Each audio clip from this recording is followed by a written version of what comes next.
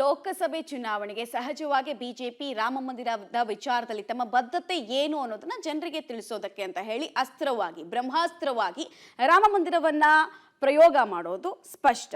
ಲೋಕಸಮರದಲ್ಲಿ ಮತ ಗಳಿಸೋಕೆ ಬಿಜೆಪಿಯಿಂದ ಮಂದಿರ ರಾಜಕೀಯ ಈಗಾಗಲೇ ಶುರುವಾಗಿದೆ. ಆದರೆ ರಾಮ ಮಂದಿರ ಉದ್ಘಾಟನೆ ವಿಚಾರದಲ್ಲಿ ಎಡವದೇ ಇರೋದಕ್ಕೆ ಕಾಂಗ್ರೆಸ್ ಈ ಸಲ ಪ್ಲಾನ್ ಮಾಡಿದೆ.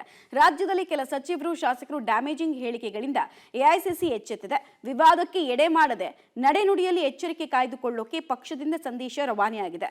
ರಾಮ ಮಂದಿರ ವಿಚಾರದಲ್ಲಿ ಅಸಂಬದ್ಧವಾಗಿ ಮಾತಾಡದೆ ಯೋಚಿಸಿ ಮಾತಾಡಿ ಯೋಚಿಸಿ ನಡೀರಿ ಹೀಗಂತ ದೆಹಲಿ ನಾಯಕರಿಂದ ರಾಜ್ಯ ಕಾಂಗ್ರೆಸ್ ನಾಯಕರಿಗೆ ಖಡಕ್ ವಾರ್ನಿಂಗ್ ಕೊಡಲಾಗಿದೆ.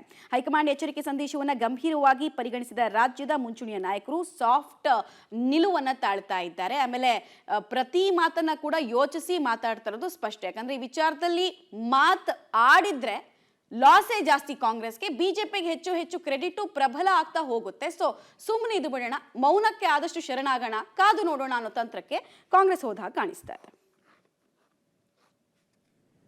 ನಾವು ಅಯೋಧ್ಯೆಗೆ ವಿರುದ್ಧ ಇಲ್ಲ, ದೇವಸ್ಥಾನ ಕಟ್ಟಲಿಕ್ಕೆ ವಿರುದ್ಧ ಇಲ್ಲ, ರಾಮ ಮಂದಿರಕ್ಕೆ ವಿರುದ್ಧ ಇಲ್ಲ. ನಾವು ಊರ್ಲಿದ್ದಾಗೆಲ್ಲ ಭಜನೆ ಮಾಡ್ತಿದ್ವಿ, ನಾನು ಭಜನೆಗೆ ಹೋಗ್ತಿದ್ದೆ. ಅಯೋಧ್ಯೆಯಲ್ಲಿ ರಾಮ ಮಂದಿರ ಕಟ್ತಾ ಇದ್ದಾರೆ, ಬಹಳ ಸಂತೋಷ. ಉದ್ಘಾಟನೆ ಮಾಡ್ತಾ ಇದ್ದಾರೆ, ಸಂತೋಷ.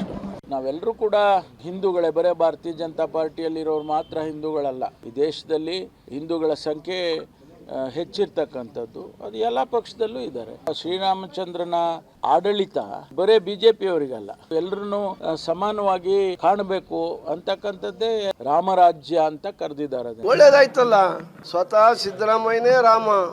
ಆ ರಾಮಗೆ ಹೋಗಿ ಯಾಕೆ ಪೂಜೆ ಮಾಡಬೇಕು? ಅವ್ರ ಊರಿನಲ್ಲೇ ರಾಮ ಮಂದಿರ ಇದೆ, ಅಲ್ಲಿ ಹೋಗಿ ಪೂಜೆ ಮಾಡ್ತಾರೆ. ಅವರು ಬಿಜೆಪಿ ರಾಮ, ಅದು ಬಿಜೆಪಿ ಇವ್ರನ್ನ ಕಲಿಸ್ಕೊಂಡು ಭಜನೆ ಮಾಡ್ತಾರೆ. ಮಾಡ್ಕೊಳ್ಳಿ, ನಮ್ಮ ರಾಮ ಎಲ್ಲ ಕಡೆಗೆ ಇದ್ದಾನೆ. ನಾವೆಲ್ಲ ಶ್ರೀರಾಮನ ಭಕ್ತರು.